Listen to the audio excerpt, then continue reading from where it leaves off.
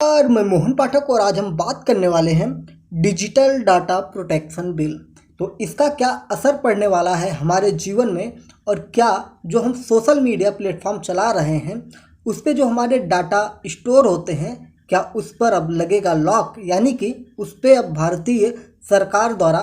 Protection लगाया जाएगा, सुरक्षा प्रणालियों को मजबूत किया जाएगा। जबकि अभी तक कोई भी ऐसी व्यवस्था भारत सरकार ने नहीं बनाई है जिसको लेके जो हमारे डाटा हैं वो बाहर किसी मिसयूज में ना लिया जाए। तो इन्हीं सारी चीज़ों को लेकर सुप्रीम कोर्ट ने क्या कहा था, किस प्रकार के सुझाव दिए थे और उन पर क्या चीज़ें हो रही हैं, आइए उस पर अगर हम बात करें तो कैबिनेट ने बुधवार को पर्सनल डेटा प्रोटेक्शन बिल 2023 के ड्राफ्ट को मंजूरी दे दी है और इसी बिल को संसद के मानसून सत्र में पेश करने की भी बात की जा रही है। यानी कि जो हमारा अगला मानसून सत्र 20 जुलाई से शुरू होने वाला है, उसके शुरू होने की, यानी कि उसमें इसको प्रस्ताव पेश करने की बात की जा रही है। बिल में क्या क्या प्रावधान है, नियम तोड़ने वाली कंपनी पर कितने करोड़ का जुर्माना लगेगा, अगर हम इस पे बात करें तो नियम तोड़ने वाली कंपनी पर 250 करोड़ रुपए का जुर्माना लगाया जा सकता है और यह कानून लागू होने के बाद लोगों को अपने डेटा कलेक्शन, स्टोरेज और प्रोसेसिंग के बारे में डिटेल मांगने का अधिकार भी मिल जाएगा। यानी कि जो हमारे डेटा हैं उनके बारे में जानकारी भी मांगने का अधिकार हमें सोशल मीडिया कंपनियों से मिल जाएगी। बिल में पिछले ड्राफ्ट के लगभग सभी प्रावधान इसमें शामिल किए गए हैं जो इलेक्ट्रॉनिक्स और आईटी मंत्रालय ने कंसल्टेंट्स के लिए नवंबर 2022 में जारी किया था। प्रस्तावित ड्राफ्ट के तहत सरकारी संस्थाओं को पूरी छूट नहीं दी जाएगी। नए ड्राफ्ट को लाने से पहले सरकार ने 48 सरकार से बाहर के संगठनों और 38 सरकारी संगठनों से सुझाव भी लिए हैं और कुल 21,660 सुझाव आए हैं।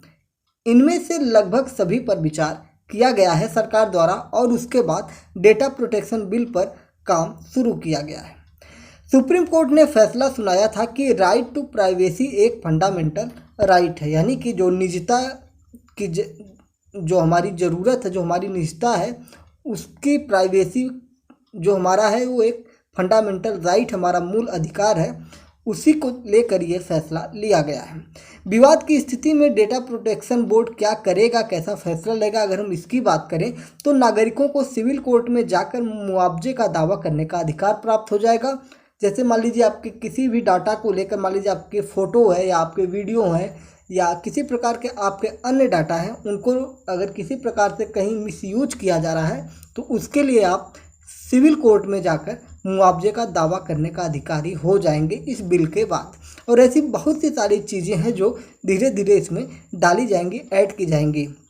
अगर हम ड्राफ्ट में बात करें तो ड्राफ्ट में ऑनलाइन और ऑफलाइन दोनों तरह का डेटा शामिल है, यानी कि जो हमारे ऑनलाइन डेटा होते हैं और ऑफलाइन डेटा होते हैं दोनों शामिल है, जिससे डिजिटलाइज किया गया हो, यानी कि कोई हमारा ऑफलाइन डाटा है उसको डिजिटल रूप बनाया गया है, वो भी शामिल किया गया है। विदेश में भारतीयों की प्रोफाइलिंग जो की जा रही है, गुड्स और सर्विस दी जा रही है,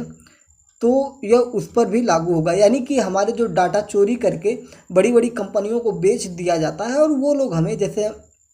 अगर हम बात करें तो हम मान लीजिए किसी फ़ोन को हमें ख़रीदना है, मान लीजिए हमें फ़ोन ख़रीदना है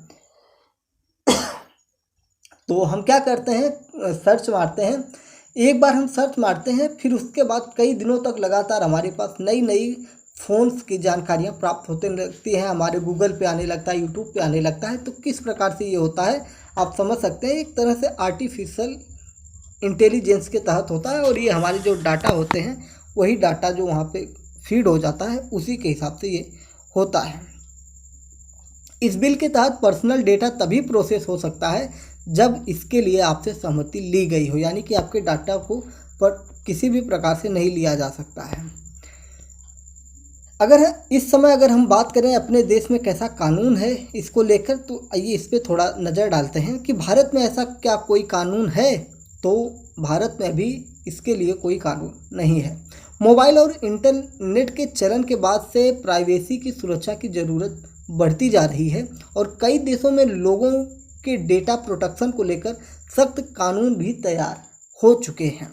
पिछले साल दिसंबर में केंद्रीय मंत्री अश्विनी वैष्णव ने ये बात कही थी कि सरकार संसद के जो मानसून सत्र है उसमें डेटा प्रोटेक्शन बिल को लाने की बात कर रही है और साथ ही साथ दूरसंचार बिल भी पारित कर सकती है, ऐसा हमारे केंद्रीय मंत्री अश्विनी वैष्णव ने कहा हुआ था। और सुप्रीम कोर्ट ने सोशल मीडिया यूजर्स की प्राइवेसी को भी लेकर चिंता जाहिर की थी और उन सारी चीज़ों को ध्यान में रखते हुए अप्रैल 2023 में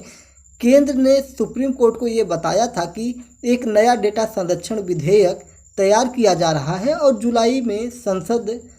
के मानसून सत्र में पेश कर दिया जाएगा। लेकिन अगर हम बात करें तो इसको सख्त कानून की, तो अभी तक कोई सख्त कानून नहीं है, जिसकी वजह से डेटा कलेक्ट करने वाली कंपनियां इसका कई बार लगातार फ़ायदा उठा रही हैं।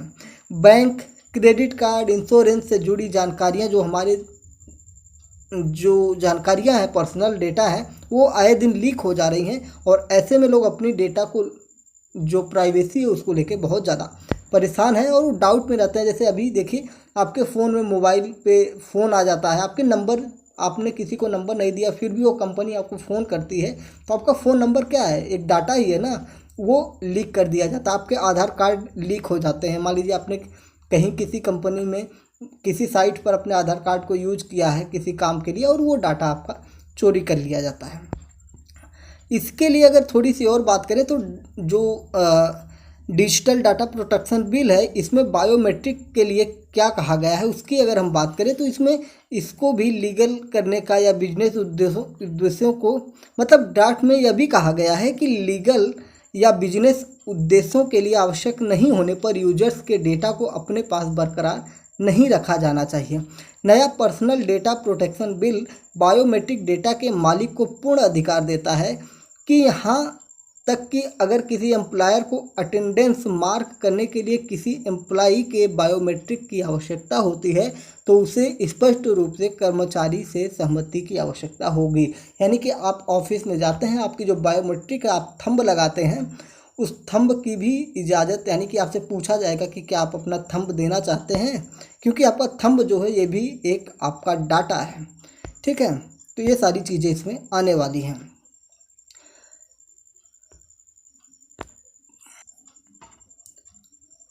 तो इस प्रकार से हमने जाना कि कैसे हमारे डिजिटल डाटा प्रोटेक्शन बिल हमारे लिए कितना महत्वपूर्ण होगा,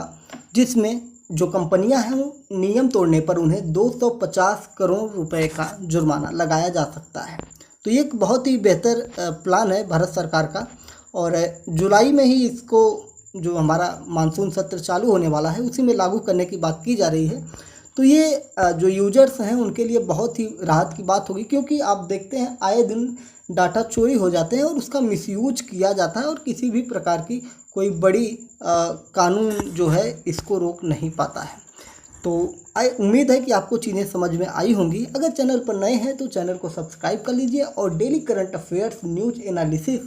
एक्सप्लेनर के लिए आप हमसे जुड़ सकते हैं। आप चाहे हमें Mohan Pathak sir YouTube channel पर देख रहे हैं या मोहन इंस्टीट्यूट यूट्यूब चैनल पर आप हमें देख रहे हैं, दोनों में से अगर कहीं पर भी आप हमें देख रहे हैं तो आप दोनों चैनल को सर्च मार के सब्सक्राइब जरूर करिए। तो चलिए फिर कल मिलते हैं एक नए टॉपिक के साथ। जय हिंद, नमस्कार, भारत माता की जय।